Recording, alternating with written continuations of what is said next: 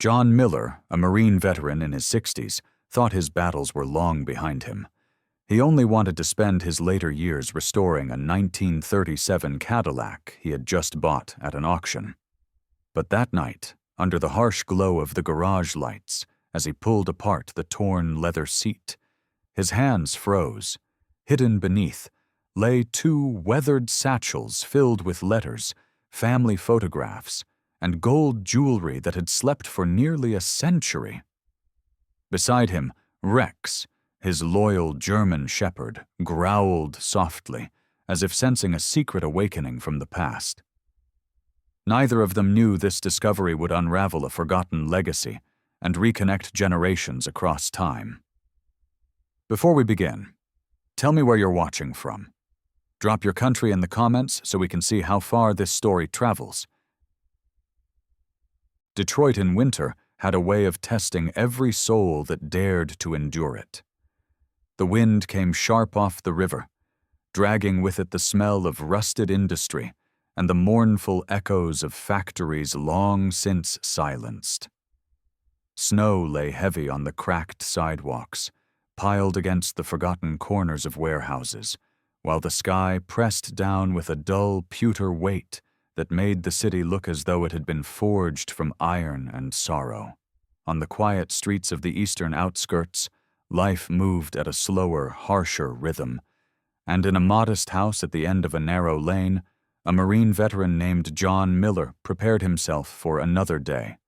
John was 62 years old, his body still carrying the stance of the infantryman he once was, shoulders squared as if he might still be in formation, eyes sharp with the discipline of a man who had lived too long with danger at his back. His face bore the hard edges of a life carved by service and survival, a thin scar marking the line from his eyebrow to his temple, a permanent reminder of battles far from home.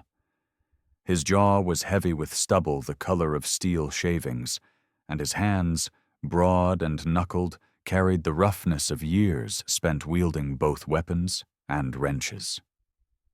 Though age had stiffened his knees and slowed his stride, John moved with the quiet assurance of a man who had seen storms greater than any winter sky could offer.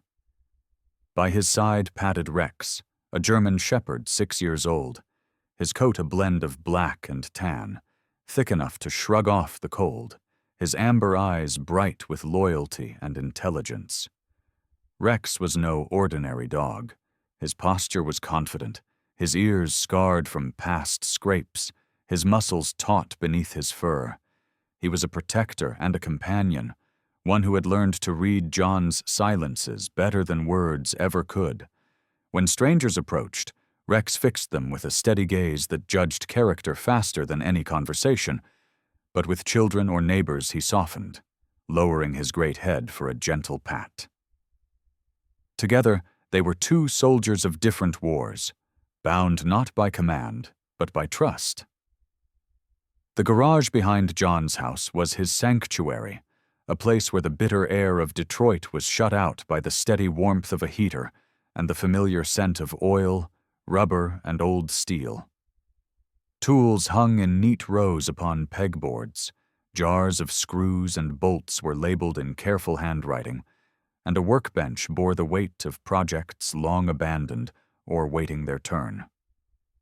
Above the bench, 2 photographs hung side by side, one of a young John in desert camouflage beneath a merciless sun, rifle slung across his shoulder, eyes unflinching, and the other of a woman with kind eyes and a summer dress, her smile a memory that still ached.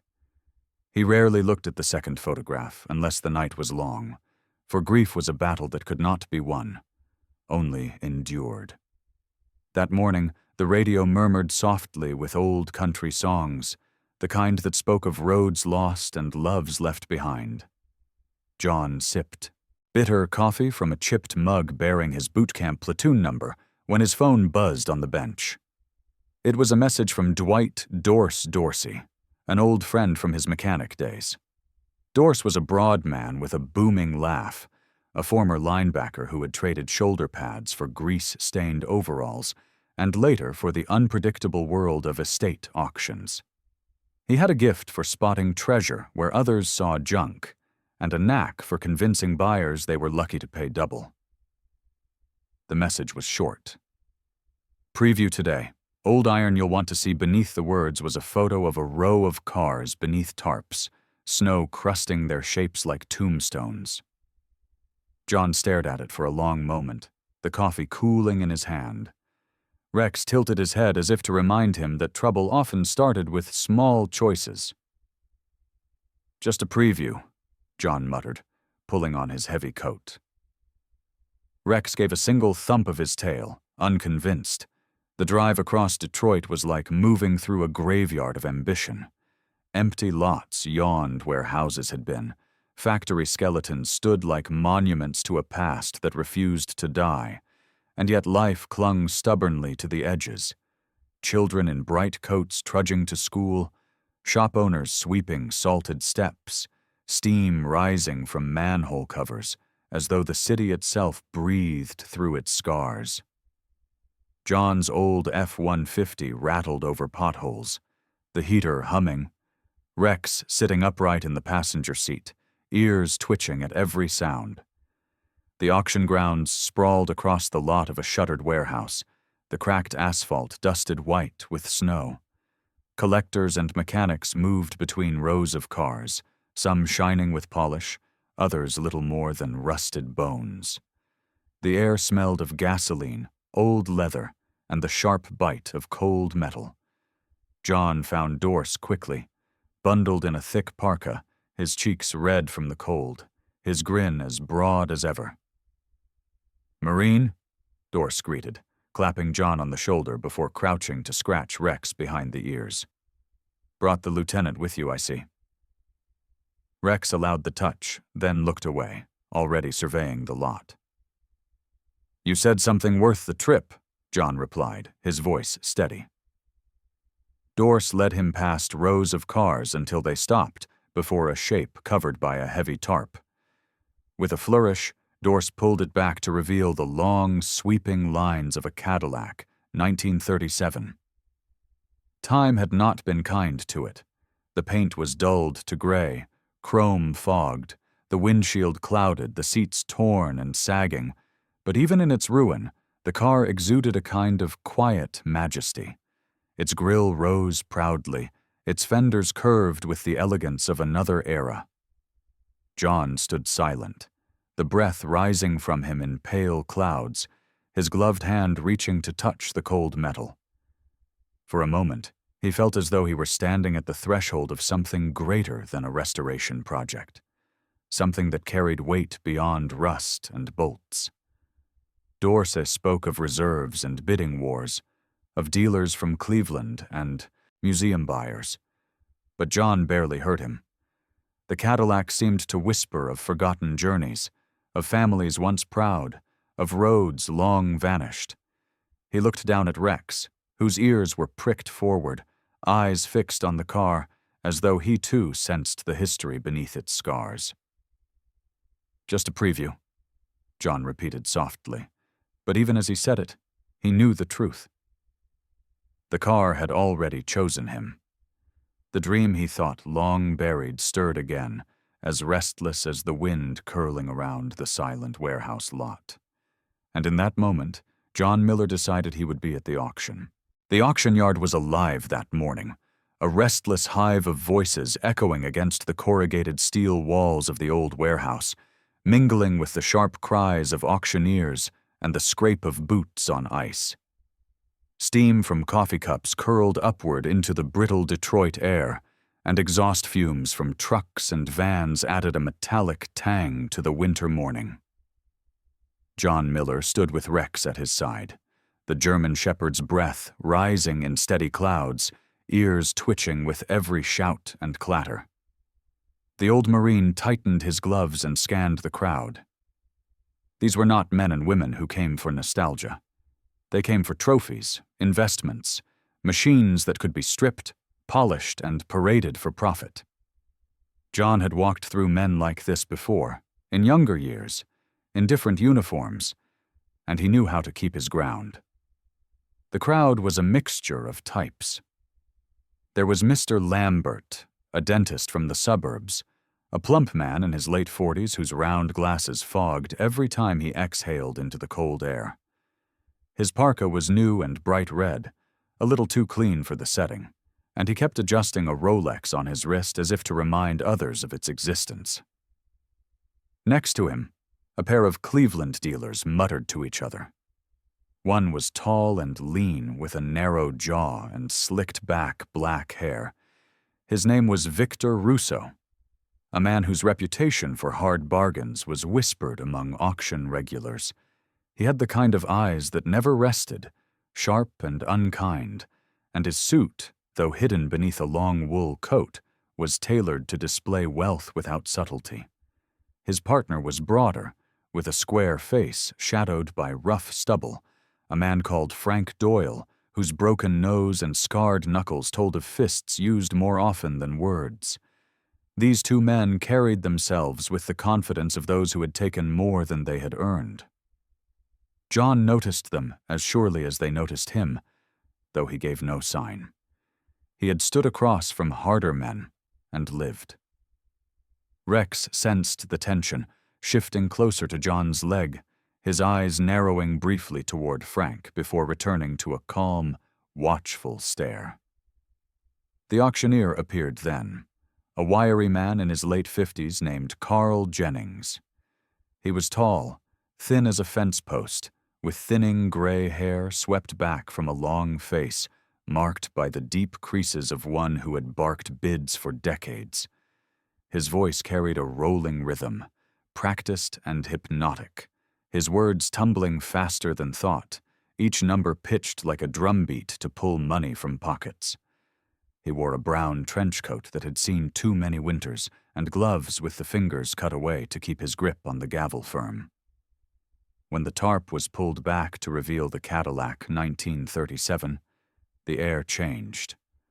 Conversations dulled, boots shuffled, and even the loud clatter of bidding seemed to hush for a heartbeat. The car stood exposed, dust and age clinging to its curved body like an old soldier's medals, battered but proud.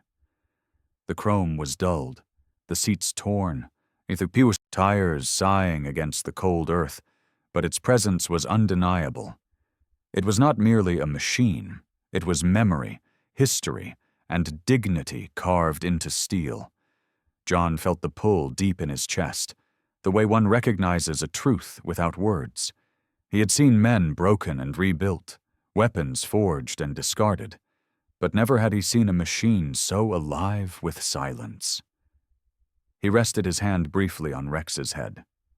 The dog did not move, only watched, as though he too understood the gravity of this moment. Carl's voice cracked like a whip. "We open bidding at 2,000. The numbers rolled out in rapid succession. Hands lifted, voices called. The dentist, Lambert, raised his gloved hand eagerly, his cheeks flushed. The Cleveland dealers joined, Victor sneering as if already tasting victory. The price climbed, 3, 4, 5,000. John stood still, his jaw set, his eyes never leaving the Cadillac. At 6,000, Lambert hesitated, frowning as if weighing whether the car was worth more than the stories he would tell at dinner parties. The Cleveland pair pushed on, their voices sharp, their eyes flicking toward John, already recognizing in him a rival who was not here for profit. They whispered, plotting, but John gave them nothing but silence. When the auctioneer called 7,000, John finally lifted his hand. The gesture was small, steady, without show. The crowd shifted, murmurs rising. An older man, gray hair under a wool cap, worn boots crusted with snow, stepping in against moneyed dealers and suburban vanity. Some smiled, others scoffed. Victor's mouth curled. 8, he barked, his voice cutting through the cold. 9, John answered simply, his tone calm, a Marine addressing a fact, not a fight. The crowd's murmurs grew louder now. Carl's rhythm accelerated, hammering the numbers like bullets. 9,500, 10,000. 10,500. Frank snarled at Victor to push higher, but John stood unmoved, his eyes locked on the Cadillac as if it were already his. At 11,000, Lambert dropped out, muttering about better ways to spend money. The Cleveland dealers pressed on, their faces tightening with frustration. Victor's confidence cracked, his voice a little too loud as he bid 12. John's answer was firm. 13. The lot fell quiet. Carl repeated the number, glancing between bidders, his voice carrying the cadence of inevitability. The Cleveland pair conferred quickly, but Frank shook his head, his patience frayed. Victor glared at John, eyes sharp with malice, but he did not raise the price. Sold! 13,000! Carl's gavel struck like a gunshot, echoing across the lot. The crowd broke into scattered applause, some impressed, others simply relieved to move on. John exhaled slowly, feeling the weight of his decision settle on his shoulders. He had emptied nearly every reserve he had, savings scraped together from years of odd jobs, careful living, and stubborn survival. Beside him, Rex wagged his tail once, solemn approval from the only comrade whose judgment mattered. As the crowd dispersed, Victor Russo lingered. He stepped close enough that John caught the expensive cologne under his wool coat, the sharpness of his angular face hard in the gray light. "Nice buy, old man," he said, his voice smooth but threaded with contempt. "Hope you know what you're doing?" "A car like that'll bleed you dry." John met his gaze without flinching, his voice flat as a rifle shot. "I've been bled before." "I'm still here." Victor smirked, but the smile didn't reach his eyes. He turned away, Frank following like a shadow, their figures vanishing into the thinning crowd. John placed a gloved hand on the Cadillac's fender, the cold metal humming under his touch. It was his now, every bolt, every scar, every secret it carried within. For a man who had given so much of his life to battles that never left him, this car was more than steel. It was a chance, a purpose, a dream long buried and now unearthed. And as Rex leaned against his leg, steady as ever, John knew he would see it through, no matter the cost. The night after the auction, the city had settled into its weary rhythm. Snowflakes drifted down in lazy spirals, softening the edges of Detroit's hard lines, but the cold remained sharp enough to bite exposed skin. Street lamps flickered over cracked sidewalks, and the hum of distant traffic carried like a low hymn across the frozen landscape. Inside his garage, John Miller lit the fluorescent lights that bathed the space in stark white. The Cadillac 1937 now occupied the center like an altar, its tired body shimmering faintly beneath years of dust. For John, it was both triumph and burden. He had emptied nearly all his savings, but he felt no regret. Some victories, he knew, were worth the scars they left behind. Rex padded into the garage, his paws clicking softly against the concrete floor. The German Shepherd circled once before settling near the rear of the Cadillac, ears twitching, his body coiled in that half-sleep only working dogs knew, where every sound still entered the mind like a signal. John leaned against the workbench, sipping bitter coffee from his dented thermos, eyes scanning the car's every curve.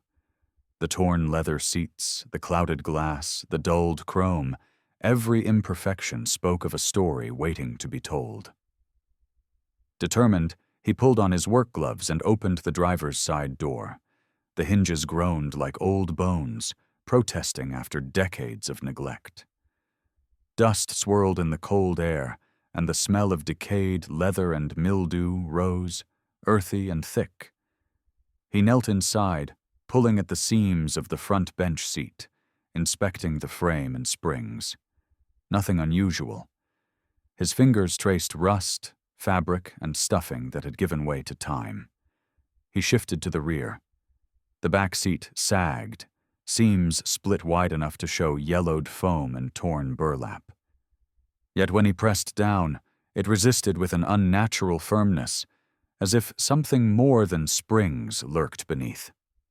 John frowned, his scarred hands testing the edges. He tugged once, twice, but the seat refused to move. He retrieved a wrench from the bench, bracing himself as he loosened the corroded bolts. Rust bit back, each turn fighting him, scraping his knuckles until blood beaded red against the grime. He worked silently, sweat mixing with the chill air, the rhythmic clank of metal echoing like a metronome. Rex lifted his head once, growled softly as if sensing the tension, then lay back down, gaze fixed on his master. Hours passed. The heater hummed. The lights buzzed faintly overhead. John's persistence was born not of curiosity alone, but of instinct, the same instinct that once kept him alive in places where hesitation meant death. Finally, a sharp crack split the air. The anchor bolt gave way with a gunshot pop. The seat lurched forward an inch. John froze, breath clouding, then pushed again, the frame groaning until at last it slid free enough to reveal a dark cavity beneath. The beam of his work lamp cut into the space. What he saw stilled him completely.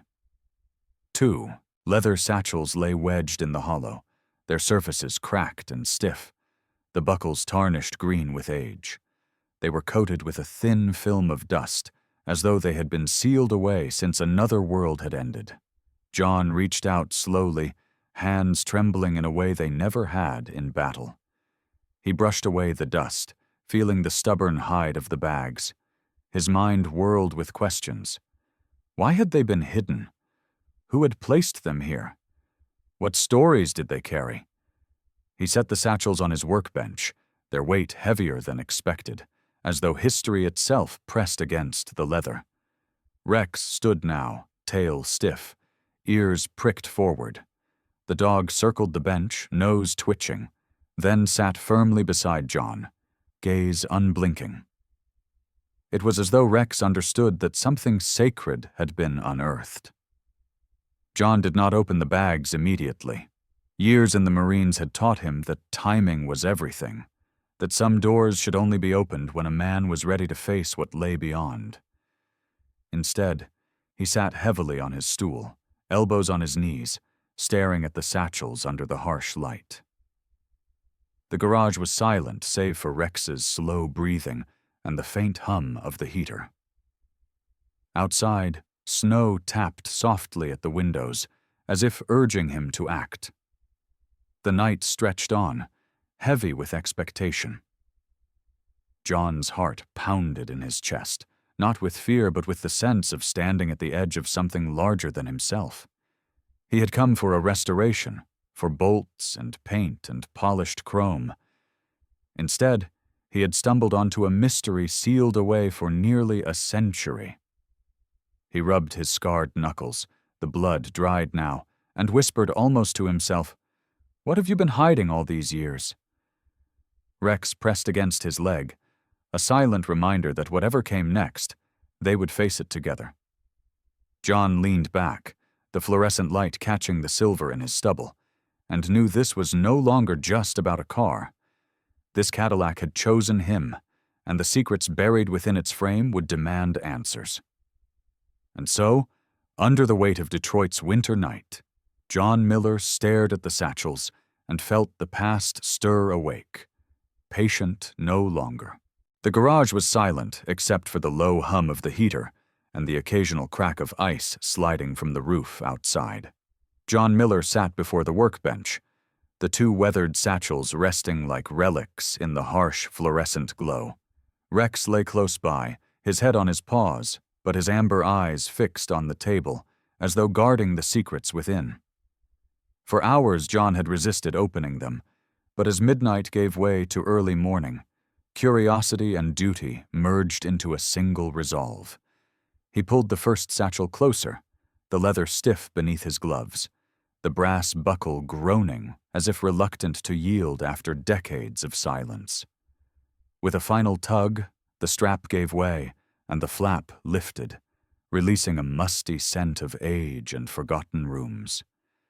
Inside lay bundles of paper, folded and bound with twine that crumbled at his touch.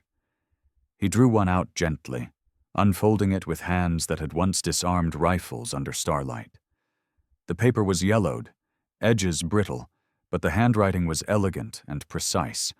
Looping letters written in ink faded to brown.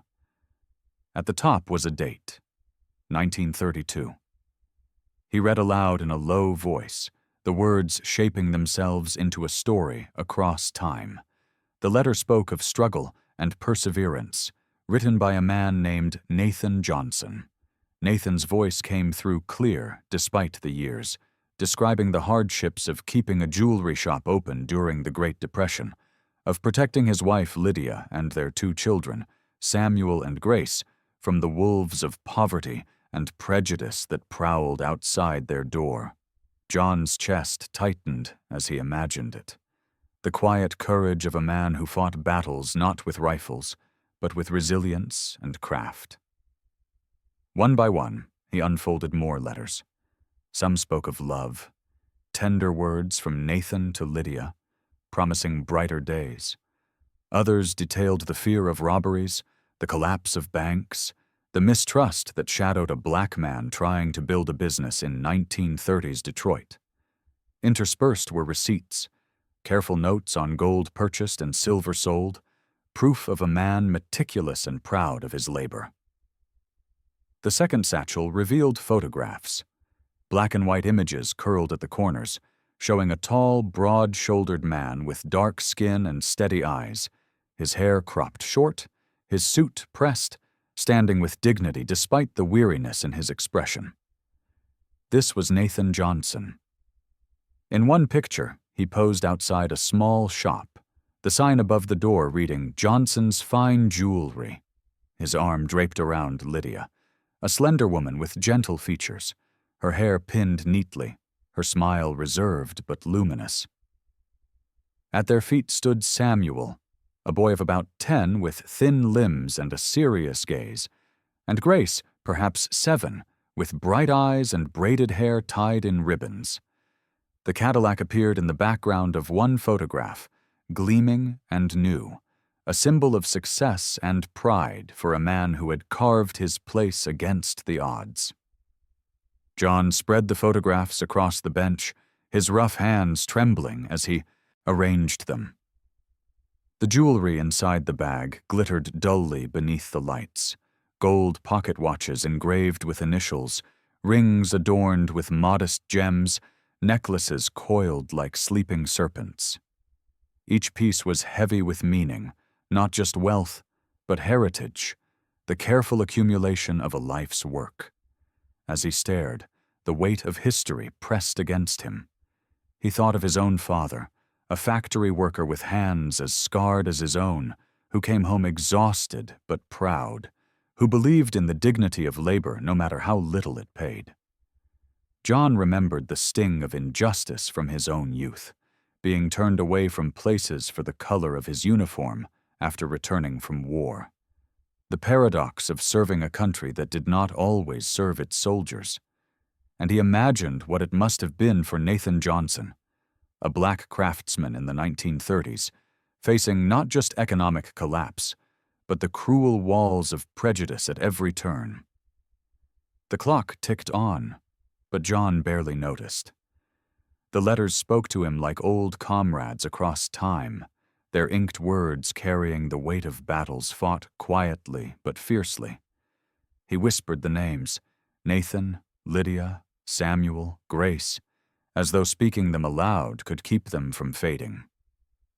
Rex lifted his head at the sound, ears flicking, tail thumping once as if agreeing that these names mattered. John leaned back, his eyes closing briefly. He was a man who had lost much. Friends to war, a wife to illness, years to survival. Yet here was a family whose legacy had nearly been lost altogether, hidden under the seat of a car. He understood then that the Cadillac was no ordinary purchase. It was not just rust and steel to be restored. It was a vessel, a guardian of memory, waiting for someone to honor it. And somehow, that responsibility had fallen to him. For the first time in years, John felt the stirrings of something beyond himself. He had thought he was buying a project to fill his days, but what he had uncovered was a story, a life, a lineage. He looked again at Nathan's photograph, the proud set of his shoulders, the quiet strength in his gaze. John nodded once, a silent promise. "I won't let this be forgotten," he said. Rex, ever faithful, gave a low whine of approval, his head resting against John's knee. The night gave way to dawn, pale light seeping into the garage through frosted windows. The satchels lay open, their treasures spread like testimony, their silence finally broken. For John Miller, Marine veteran and survivor of too many battles, this was no longer just about a Cadillac. It was about a man named Nathan Johnson, about a family nearly erased by time, about a legacy that deserved to be remembered. And in that cold Detroit morning, John knew his life had taken a new course, one bound not by chance, but by purpose. The morning after discovering the satchels, John Miller woke to a heaviness that was not exhaustion, but responsibility. The light crept through the frost-stained window of his modest house, pale and unforgiving, and the city outside exhaled its usual breath of smoke, salt, and weary industry. Detroit was a city of ghosts, where factories stood like hollowed bones, churches leaned on their congregations more than their walls, and libraries hoarded the whispers of people who had come and gone, leaving little more than names on yellowed paper. John buttoned his wool coat, the same one he had carried since his last deployment stateside, and Rex padded beside him, nails clicking softly against the floor. The dog's ears perked at the sound of the keys jingling in John's palm. Today would not be spent on the workbench. Today would be spent searching for the man whose name had risen from letters decades old, Nathan Johnson. Their first stop was the Detroit Public Library, a massive marble building with columns that gleamed even in the gray light, its vast halls lined with echoes and paper dust. Inside, heat pressed against the cold, as if books themselves generated warmth. At the research desk sat an elderly librarian named Mrs. Eleanor Price.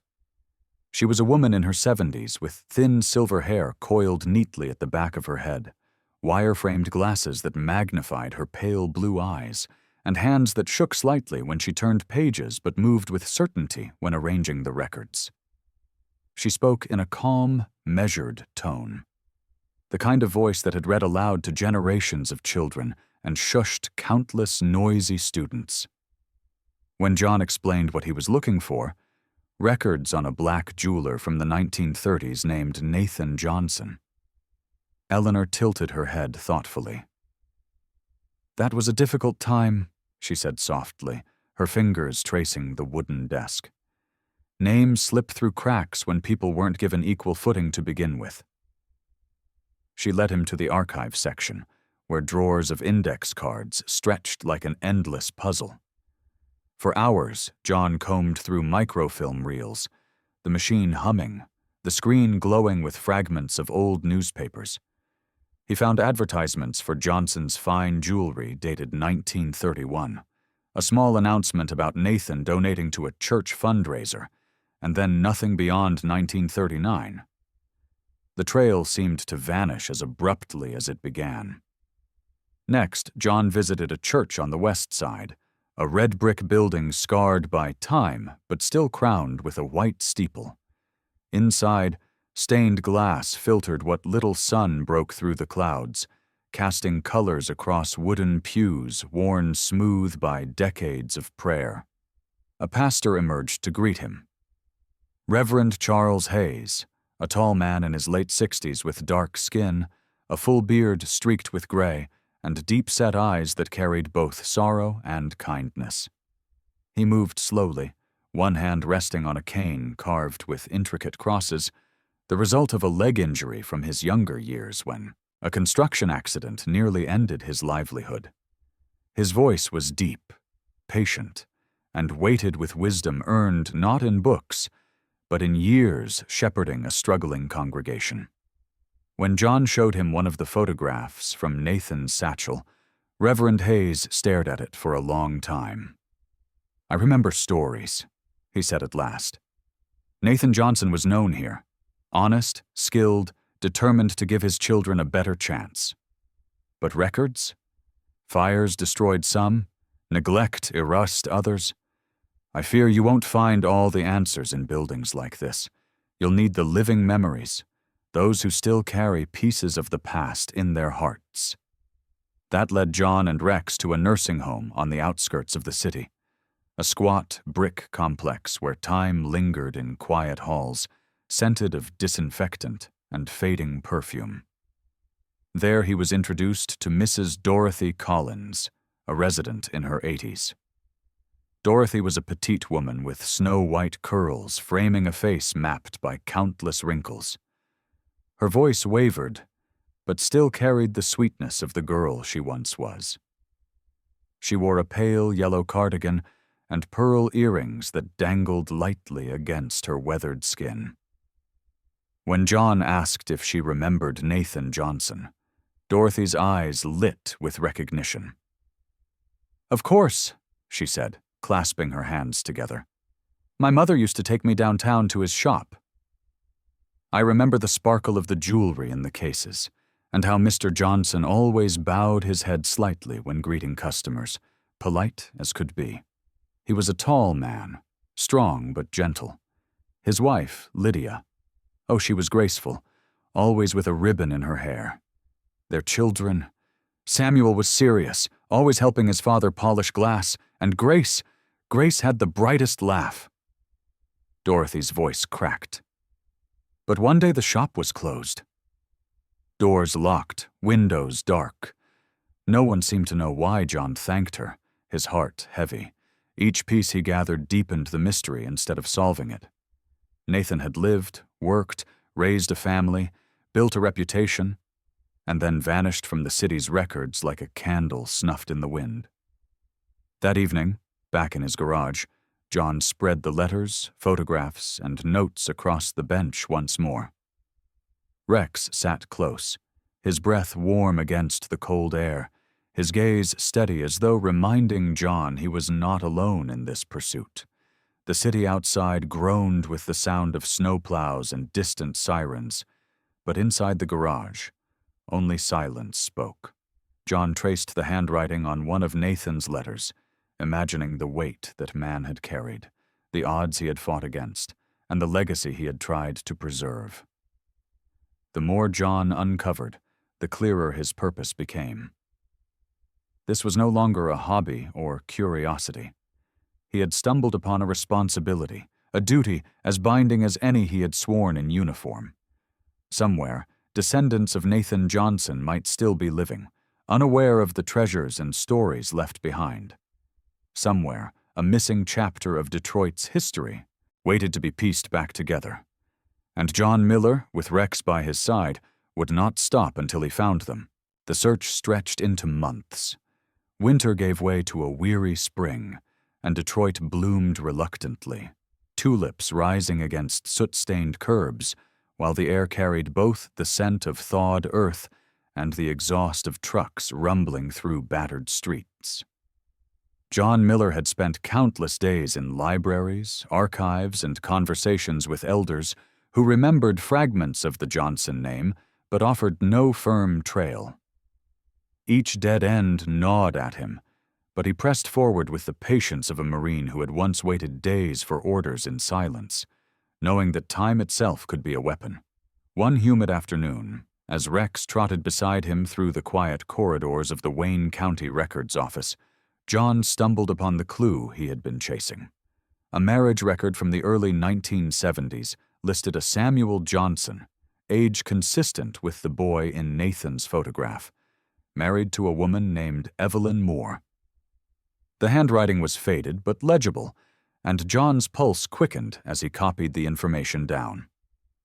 From there, he followed city directories, census notes, and finally, an obituary from the late 1990s confirming Samuel's passing but mentioning surviving children. Among them was a daughter named Angela.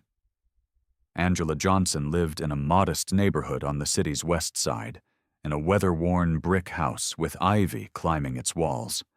The yard bore the quiet pride of someone who still trimmed hedges even when the paint on the porch rails had long since chipped. John parked his truck at the curb, the Cadillac photo folder heavy in his coat pocket, Rex shifting beside him with an alert but calm posture. Angela herself answered the door. She was a woman in her late 50s, tall and slightly stooped, her frame slender but sturdy, as if life had taught her to carry burdens without complaint. Her skin was a warm brown, lined gently by age, and her hair, once likely jet black, was streaked with silver and pulled into a low bun at the nape of her neck. She wore a simple floral blouse and slacks, her feet in soft slippers, and her eyes, large, almond-shaped, dark, and watchful, studied John with suspicion before softening at the sight of Rex, who sat politely by his master's leg. "Yes?" she asked, her voice steady but edged with curiosity. "My name is John Miller," he began, removing his cap with the deliberate respect of an old soldier. "I think I've found something that belongs to your family." Her brow furrowed. "My family?" Without another word, John reached into his coat and withdrew a photograph. It showed Nathan Johnson, Lydia, Samuel, and Grace standing proudly before their shop, the Cadillac gleaming behind them. Angela's eyes fixed on the image. For a moment her expression was blank. Then her lips parted and her hand trembled as she reached out. She covered her mouth with her other hand, tears spilling down her cheeks. "That's my grandfather," she whispered, her voice breaking. "And that's my father, Samuel. I've only ever seen him in 1 or 2 pictures, old and faded. I never knew this photo existed."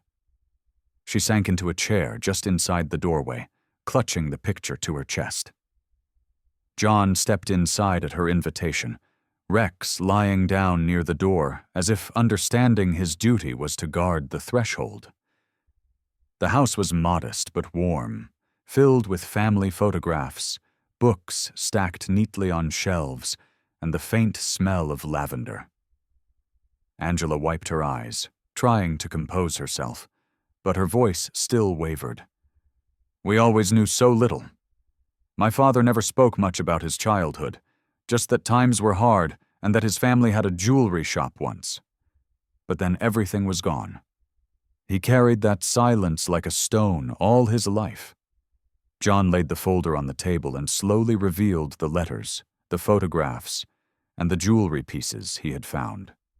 Angela touched each item reverently, tracing her fingers over Lydia's handwriting, over Grace's smiling face frozen in time.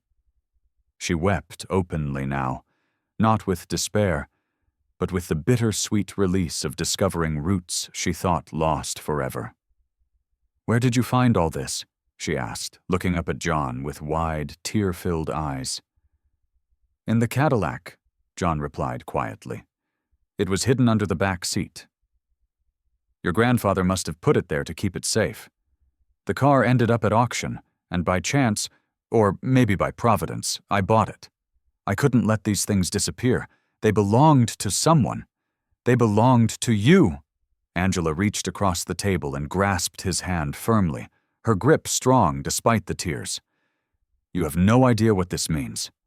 For years I felt like our past had been erased, like we had no roots, no story.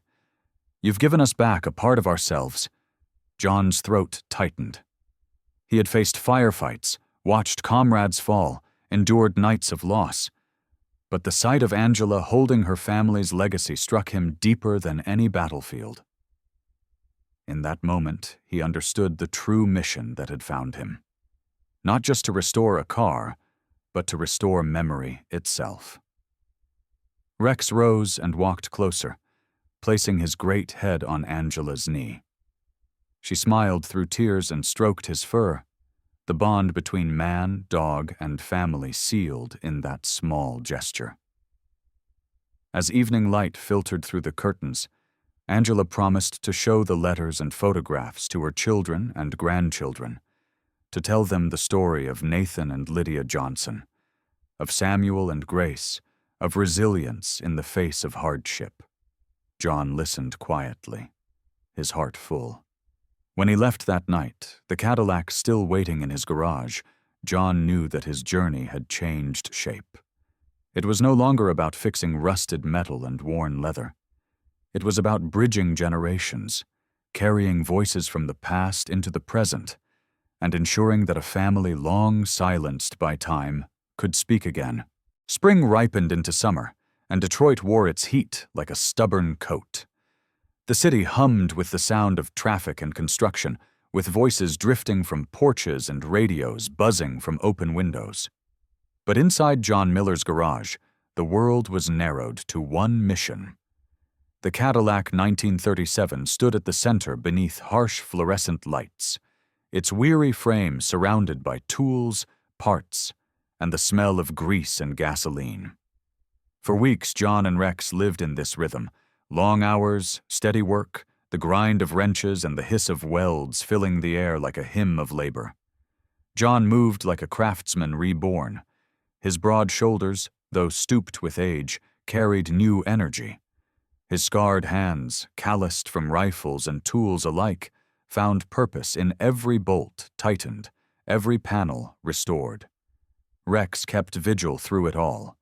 The German shepherd, now streaked with faint gray around his muzzle, would sprawl in a patch of sunlight during the afternoon, rising only when John paused to stretch or curse at a stubborn screw. When sparks flew from the grinder, Rex barked once, sharp and approving, as though cheering his master onward. The restoration was not easy. Rust had eaten deep into the frame, demanding whole sections to be rebuilt. Chrome trim had dulled to lifeless gray, requiring hours of polishing until it shone again. Upholstery was stripped, replaced by supple leather John purchased from a local craftsman, a quiet man named Luis Martinez. Luis was in his 40s, with dark hair streaked by stress, a lean build, and sharp brown eyes behind rectangular glasses. He spoke with few words, but with deep respect for the craft. His hands moved with precision as he cut and stitched the hides, his voice low when he finally said, "This isn't just a car, it's a monument. You're doing holy work, Mr. Miller." The engine was the greatest trial. John spent days hunched over it, sleeves rolled back, sweat darkening his shirt. He replaced pistons, cleaned valves, and coaxed life into metal that had slept too long. One evening, as the sun dipped low and the garage glowed with gold through its dusty windows, he turned the key. The engine sputtered, coughed, and then roared to life, its deep growl echoing against the concrete like the beating heart of something resurrected. John stood still, eyes damp, while Rex barked joyfully, circling the car with his tail whipping. When the final coat of black paint dried to a mirror sheen, John stood back and admired the work. The Cadillac gleamed as though it had stepped out of its own photograph, its proud grille reflecting light, its tires standing firm against the floor. It was no longer a relic. It was alive again. Angela Johnson arrived a week later, her face alight with anticipation. She had brought her daughter, Michelle, and her grandson, David. Michelle was a woman in her 30s, with tall, graceful features, skin the color of warm bronze, and hair worn in neat braids that cascaded over her shoulders. She carried herself with the confidence of someone used to leading.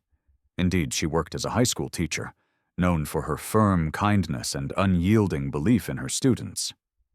Her son, David, 12 years old, was lanky and wide-eyed, with short curls, and a smile that revealed a missing front tooth. His energy filled the room the moment he stepped inside, darting toward Rex with laughter as the dog wagged his tail and leaned into his touch. John guided them toward the Cadillac, the garage unusually quiet as their footsteps approached. When Angela saw the car, restored to glory, she covered her mouth with trembling hands. Tears welled in her eyes, spilling freely as she whispered, "It's just like the photograph." She reached out, her fingers brushing the cool metal of the fender as though she were touching her grandfather's hand. Michelle stepped forward, eyes wide, reverent, while young David pressed his palms to the chrome, grinning as if it were a treasure chest cracked open. "This is your history," John said quietly, his deep voice breaking the silence. "It waited all these years for you." Angela wept openly now, her tears falling onto the polished hood, but her smile was radiant. Michelle embraced her mother, whispering comfort, while David circled the car with a child's awe. Rex sat tall at John's side, his head tilted as though recognizing the gravity of the moment. John looked at them and felt a familiar weight settle in his chest, not the weight of sorrow, but of duty fulfilled. He had been a soldier, trained to protect, to carry burdens for others.